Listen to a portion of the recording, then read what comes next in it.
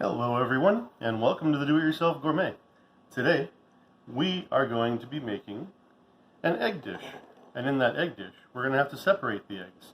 So, what we've got up front is a little bit of egg separation. And we're going to keep the yolks in here, because we're making mayonnaise. And we're going to put the whites over here, so that we can use later. So what we'll do is actually crack it over here, so that way, when we do, the whites naturally proceed into the intended dish, and the excess can be filtered right off and put inside where it belongs. Now we continue that for 3 eggs, because 2 of the eggs we're going to keep the whites in. And so, with that, we'll pour it right over, and that's 2 egg whites that are in. And this one, we will separate properly so that the white falls right in, and we add the yolk over to our larger dish, as it should be. There we are. A couple more. We're doing a pretty good sized batch of mayonnaise. Generally speaking, the ratio is for a large size egg, it'll fit about 2/3 to 3/4 cup of oil when you're emulsifying for a mayonnaise. If you're dealing with extra large eggs, you will more than likely be able to fit almost a cup of oil inside of the egg as you are mixing it in. However, with a medium egg, you're probably only going to get about half a cup of oil in there before it reaches its saturation point. And that's good to know, because you certainly don't want an oversaturated mayonnaise, or worse yet, one that breaks. Now we've got that inside, and what we're going to do is put our whites off to the side, since we don't need them any longer. And we've got a fork to begin, because we're going to poke those yolks, get it a nice little mix up. Now we're not going to put any herbs or salt in yet.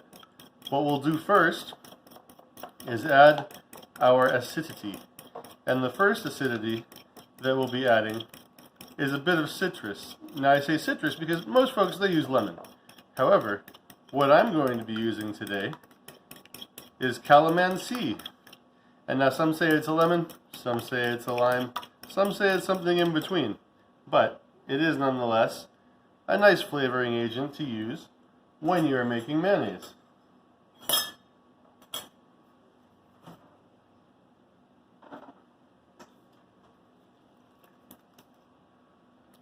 And we've got it here. There's not much left, so we're pouring it straight from. And we're going to use about 2 tablespoons. It's pretty powerful, so you want to be careful on how much you use there, so that it does not overpower the dish, or in this case, the entire batch of mayonnaise. So, we've got that in there, and what we're going to do now is denature the proteins with the vinegar. And that will begin the process by which next we can start to add the herbs and spices as well as the oil. Now since we had 5 eggs, and these are large eggs, we've got ourselves 4 cups of oil, which should fit in just nice and right. Now the vinegar, that's an important part, because you got to denature the proteins. We used about 3.5 tablespoons of vinegar, and that leads to taking away some of the extra eggy flavor, since it is an egg yolk based mayonnaise. Now you can do this with egg whites if you like, but the ratios do change a bit, and we'll have an episode for that one coming soon. So we've got it in there, mixed with the vinegar. You can see that the nature of the eggs changed a bit, and that's with the denaturing of the protein that's caused by the addition of the vinegar. And first off, also by the citrus, but the vinegar kind of solidifies it right in there. And so what we'll do now is bring in our 4 cups of oil, which we're going to slowly mix in. And now some folks, they say that you can use a food processor or a Ninja thing, you know, the whipping them all up quick and whatnot. But I find that a traditional beater is about all you really need when you're making the mix, because if you do it too fast, it breaks up the proteins and it really doesn't make for a nice structure. And you do it for too slow, it turns into a creamy mess. So this is right somewhere in between. And with these hand mixer, the hand mixer allows us to have a nice in-between flavor that's creamy, but is also not viscous and not liquid. It allows it to have a nice stability to it so that you can spread it. So we're going to begin now the emulsification process. With this, we're going to keep our beater on low as we're adding it in, because doing that will help it to emulsify without turning it into a fluffy mess, which, you can fluff it up a little bit if you like, but that depends on how you prefer your mayonnaise.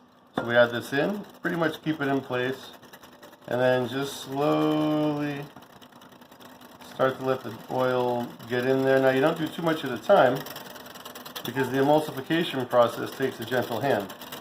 And so you got to make sure it's mixed in as you do it. After, every little so bit, go ahead and take a second to make sure it's all mixed in. And let it drain and get it in there. Give it a second to mix up. Move it around, that way you don't get droplets that are forming. And that's pretty much the secret to mayonnaise there, is just not letting it break in the earliest of stages so that it goes ahead and gets a smooth emulsification. As you add more and it starts to incorporate, you will be able to add a little more at a time.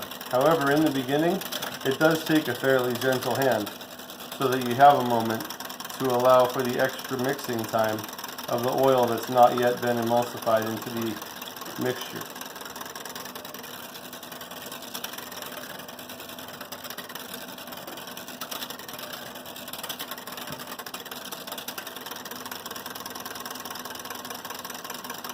Now you have your choice of oils as well.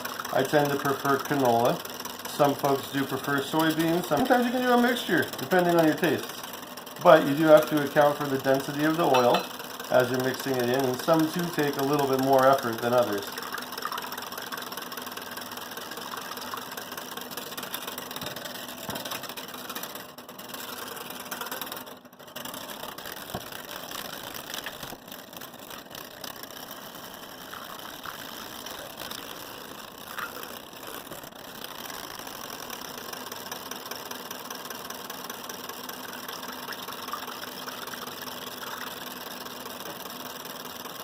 And right about after a cup or so is generally where I like to take a moment and add in the herb mixture.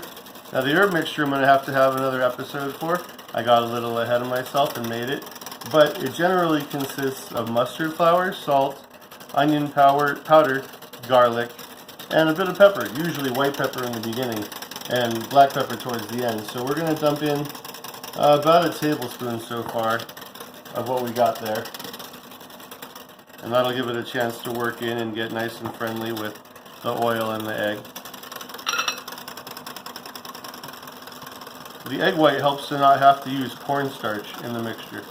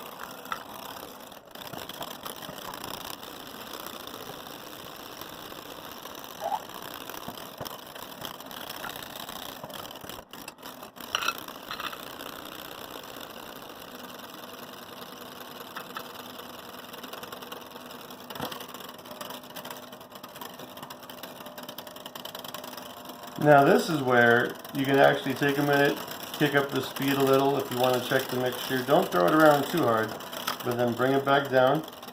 Go ahead, put a little more oil in.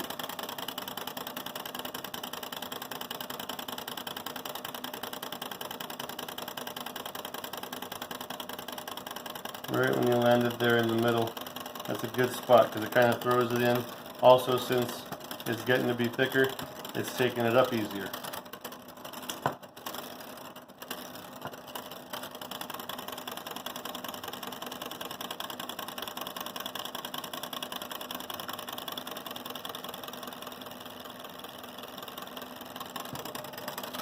This can be a spot where you take a moment and go ahead and add a little more of the herb mixture in if you please.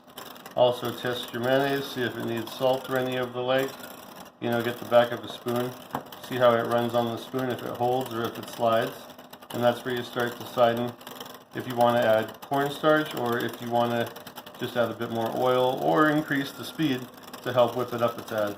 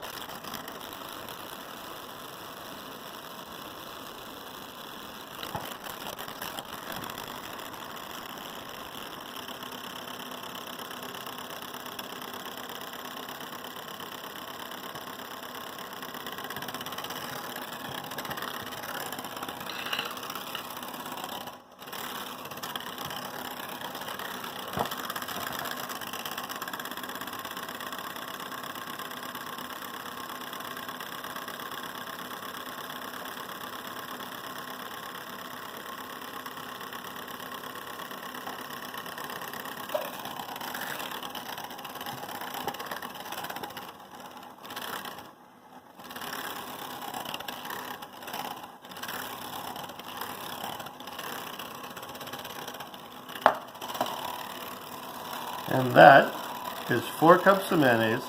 And you can see as we gradually increase the speed through, the meringue side, that being the egg whites, has helped to stiffen the mayonnaise just a little. And if you'd like to do that a little more, you can take it up even a little bit higher, just to throw a little bit of air in there to help the mayonnaise stand on its own. But as you have it, you now have a fairly traditional mayonnaise. Check it for salt and pepper as you like, but that about does it. Thanks for staying with us. Do it yourself gourmet. We'll see you next time.